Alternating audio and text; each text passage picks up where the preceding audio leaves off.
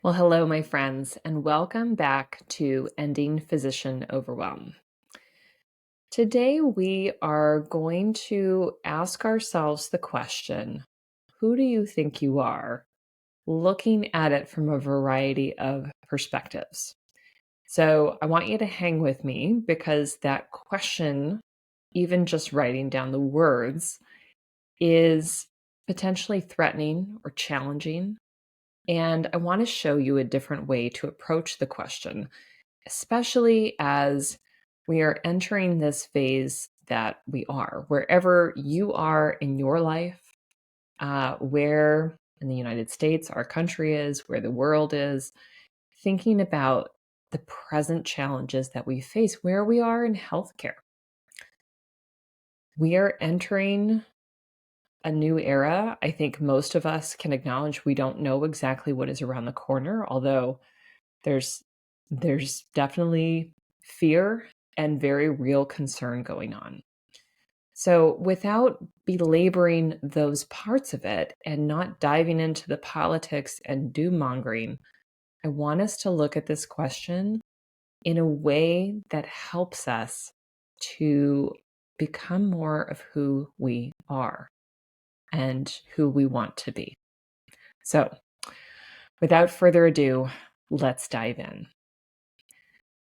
The first way that I want us to look at this question, who do you think you are, is exactly dealing with the anxiety, with the challenge that this question brings up.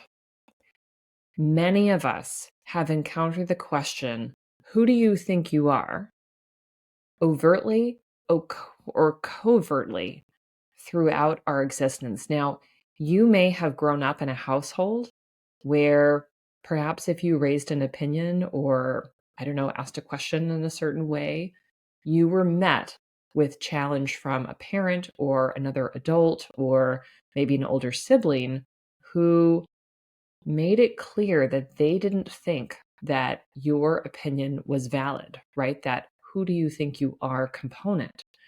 That is a side of this question where there is a power dynamic at play. And I want us to acknowledge that. Again, we're not going to only focus on this element, but many of us have faced this in one way or the other at some point in our lives. And if this happened to you at a very young age, if your opinions were challenged, if you were not given a voice, if you learned how to navigate the world by putting other people first, making other people happy, that may be a very real part of the challenge that you face now as an adult who is not in that same position, but has learned along the way that it's not okay to speak up, that it's not okay to give an opinion, that it's not okay to argue. We need to acknowledge those parts of us.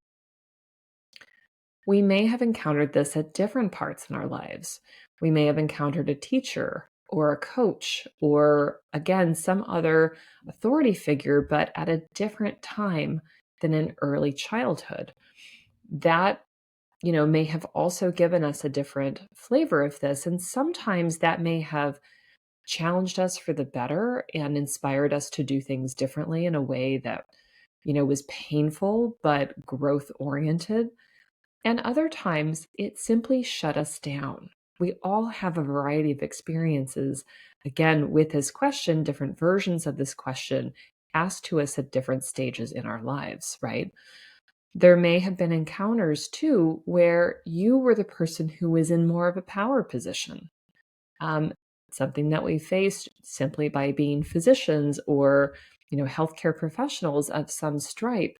We may have encountered it where someone who was a patient or, a staff member in a, quote unquote, lower position of power looked at us and angrily shouted, "Who do you think you are?"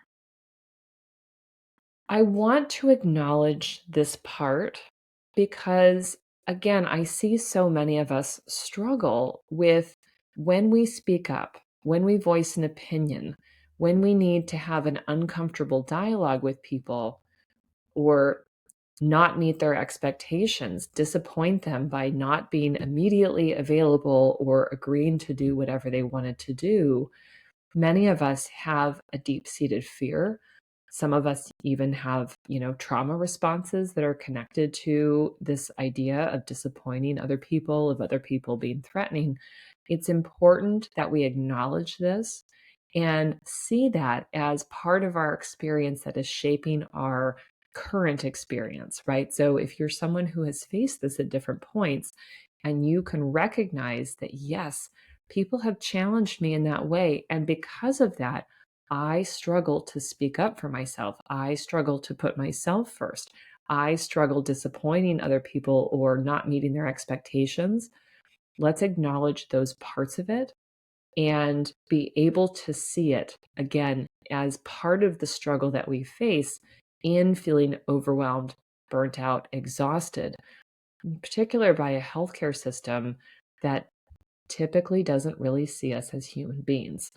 Our healthcare system asks us to be professional, it asks us to be empathetic to a degree, but it also is extremely inconvenienced by any of our bodily or emotional needs as the providers of healthcare. Okay. So, if we can acknowledge that, if we can see that as part of the challenges that we face and start to work on it as we have done throughout the course of the podcast, there are many episodes that come back to this theme in various ways. Let's move on to a different version of this question. So, another thing that I would like you to ask yourself is, who do you think you are?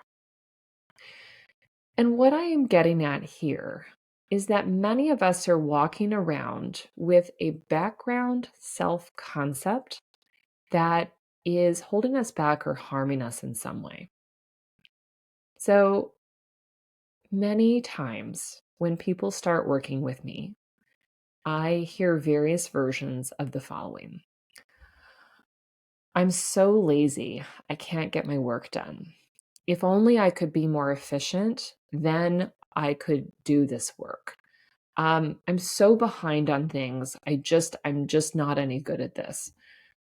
There is a constant theme of self-degradation that I hear over and over and over again in physicians and other healthcare professionals thinking that because they are struggling to keep up with the volume of tasks that they are asked to do, with the quality and integrity with which they are asked to do them, that there is something wrong with them. How many of us walk around feeling that we are the problem, that if only we weren't so, I'm just going to name a list, we weren't so dumb, lazy, inefficient, ineffective, passive, any number of adjectives that you could throw out there. If we internalize those attributes, and again, we are working in a system that very clearly assigns us more than is reasonable to do, you can see how this affects us. Again, I'm going to cite this study that was published in August of 2022 in the Journal of Medical Economics that said that a primary care physician needed 26.7 hours per day to take care of the healthcare related needs of a quote unquote full panel of patients. And I don't remember if they put a number on there of the number of patients.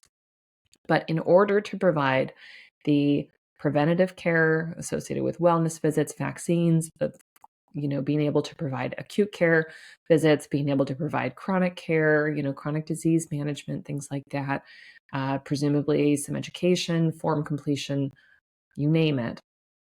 26.7 hours per day is what is required in order to get all those tasks done. So that's 26.7 hours per day, I believe, for a 5-day work week is how they calculated it.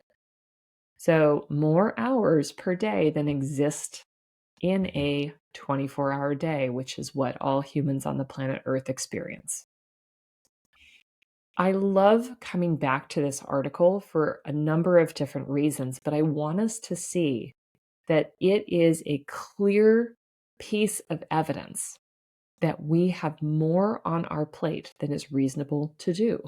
And that looks a variety of different ways, and that's probably variable across settings. And I personally am not aware of similar studies across specialties, although I imagine that there may be some. But if my level of work would take me 26.7 hours out of a 24-hour day, right? I am down 2.7 hours every day, let alone having time to eat, pee, sleep, or be a human, right? I am losing hours out of my life, right? According to the study. And they also said that with high functioning teams, and I'd love you to raise your hand if you have a high functioning team, and I'm not going to see hardly any hands go up. With a high functioning team, that volume of work dropped down to something like 9.5 hours per day, right? Which very easily is the quote unquote normal amount of hours that a primary care physician puts in, although it's probably a little bit on the low side because I know us, we tend to spend a lot of hours, in our off time. We work through lunch, we come early, we stay late, we work pajama time hours after the kids are in bed. We do a variety of things. I'm belaboring the point here. But again, I want us to be very clear that if I need more time than is, according to physics, existing in the course of a day in order to complete my work, and I'm also walking around with the self-concept that I am lazy, inefficient, that I just can't get my act together, that someday they're going to find out that I'm just no good at this. That picture as a backdrop to our lived experience keeps us stuck. It keeps us feeling very negatively about ourselves. It keeps us, of course, hating medicine. It keeps us thinking that we are the problem and continually overworking, trying to scurry and catch up when again, there is an unreasonable amount of work to do. Now, if we couple that with the first thing, the challenge of who do you think you are and trying to constantly meet other people's expectations, you can see how that feeds in here. So I ask you, who do you think you are? In order for you to be able to see what is the story that I tell myself day in, day out about who I am. We could take this into another little thread here, which is also that we may feel like the person that I am is someone who, cares about exercise and health and time with their family and any number of other things that we want for our lives. And yet, when we look at the amount of time we spend doing those things in comparison to the amount of time that we spend doing our medical work, we can see that there's also a mismatch there. So who we think we are is someone who values this, but our lived experience is showing us something else. My point here is not to have us feeling miserable and terrible about where we are right now. That's not helpful, guys. We're not doing that. Shame is a terrible, terrible driver of change. It works for a bit, it feels terrible, and it does not produce the long-term outcomes that we are looking for. Let go of any shame that you have associated with thinking that it's just a you problem. It's not a you problem. It's easier and more convenient for the entire healthcare system if you believe it's a you problem and you continue to work as hard as you do and try to do as much as you possibly can for all the humans, rather than for them having to restructure healthcare in order to change expectations of what is reasonable and what is not, in order to restructure the profit-driven insurance system that we have, which is, always about, shouldn't say that. It's not always about denying care, but as we have seen, there are lots of very strong conversations going on online about how insurance is trying to maximize profit for their shareholders and their C-suite people and minimize the number of healthcare dollars seen, right? That has been so very clear since December when the CEO of United Healthcare was murdered. We're not diving deep into that topic, but I want you to see very clearly, without trying to devolve into cynicism and toxicity, that the system is aligned against us, probably not intentionally to malign us or anyone else, but it likes to perpetuate this notion that we are the problem, that we are not fast enough, that we are not efficient enough, because that is easier than restructuring the entire system. Medical culture has also gone along with this, right? It feeds into it too, because many of us can look at the generation above or, above us or above, above the people above us, right? Prior generations who also feed into this narrative that every subsequent generation is lazy, bad at their job, not able to keep up. We have created a very toxic soup of believing, keeping us believing that it's an us problem. So sit down and pull out a piece of paper. I don't recommend doing this on your phone because I don't think you'll get the same sort of stream of conscious unless, I don't know, you're a super fast thumb typer. I want you to write down, what are some of the words that immediately come to my mind when I think about what is my performance at my job?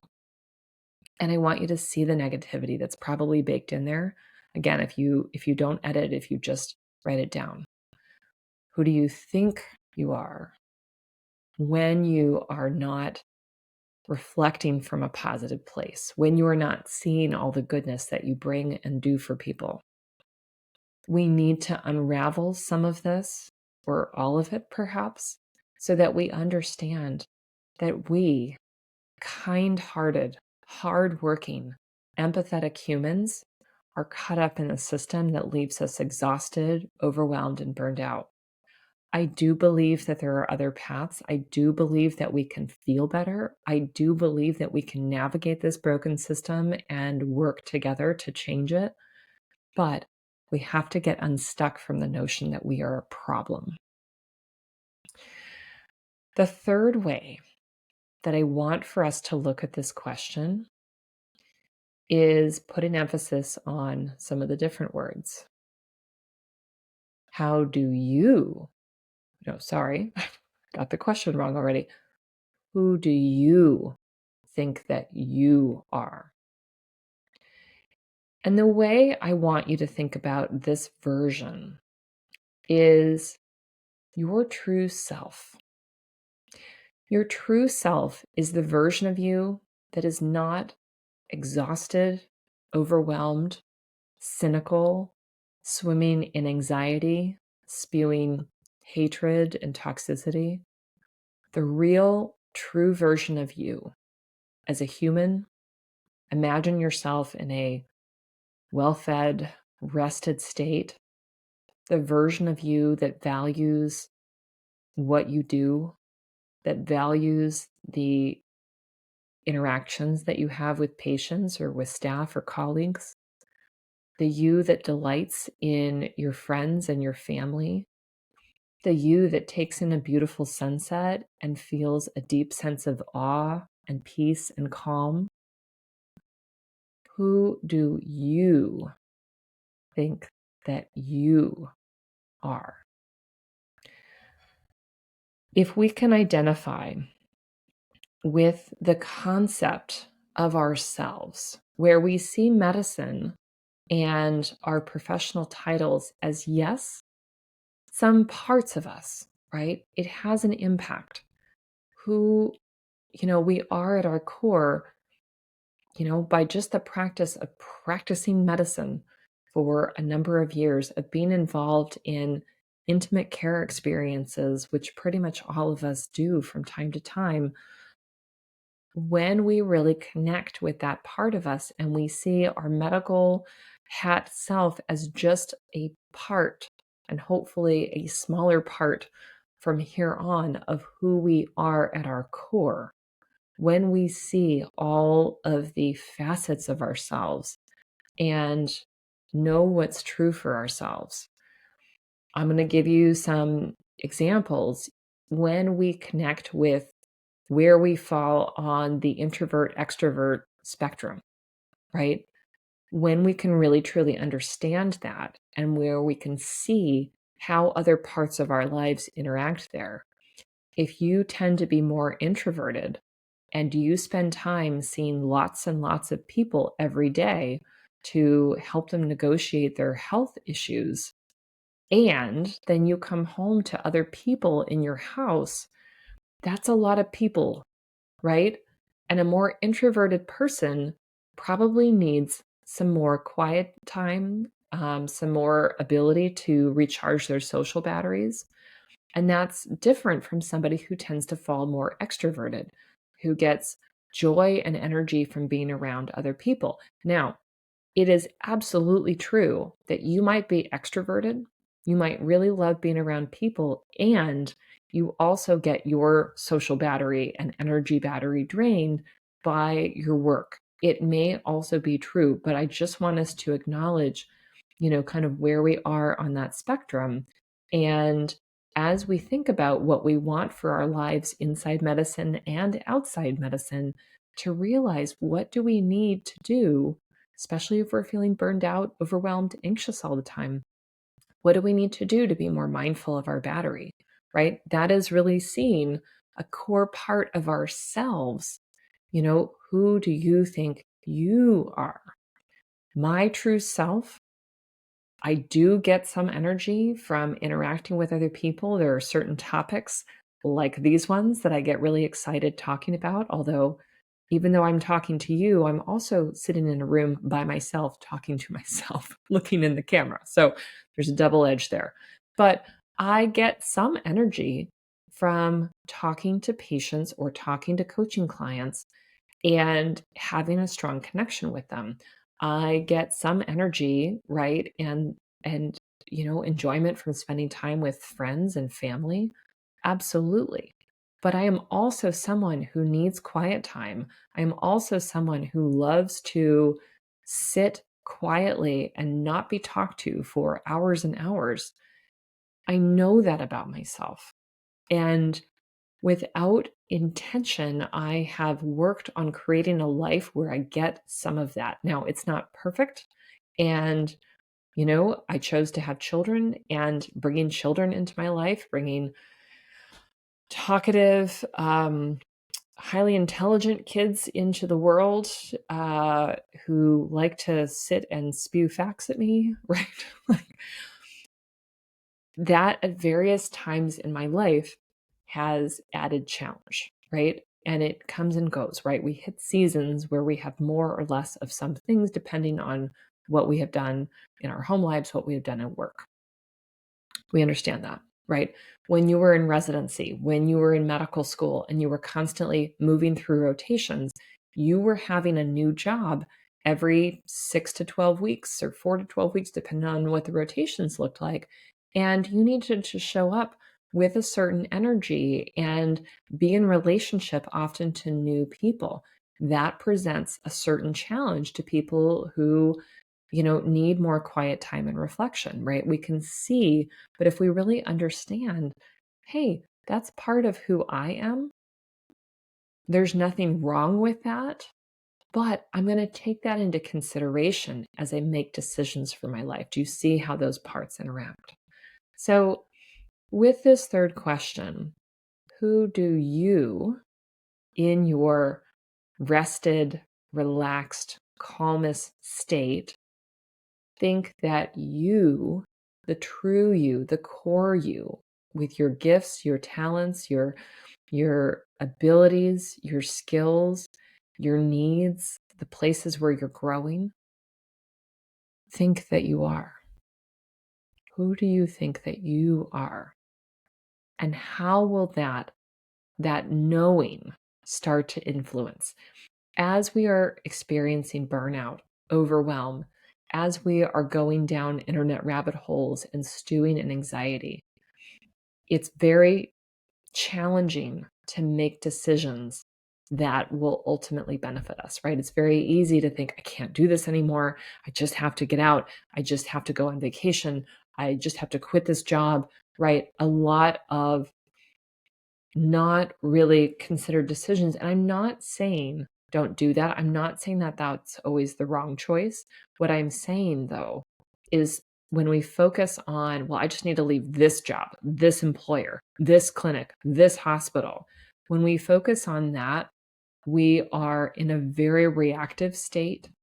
And yes, that might be necessary, especially if there is, emotional abuse going on or some other kind of real toxicity. Those stories are very real. But that doesn't frame the bigger picture of what we want for ourselves. And that's what this question is designed to invite in. If we really know who we are, if I know who I am, if you know who you are at your core best self, then you can start to make decisions where you can be more in alignment with that version of you. And we can start to work towards that. If you know that spending more time with your young children, for example, is something that is critically important to you, when you know that, you can make decisions that are in better alignment with that, even if they are challenging decisions to make, such as maybe you're going to take a break for a few years.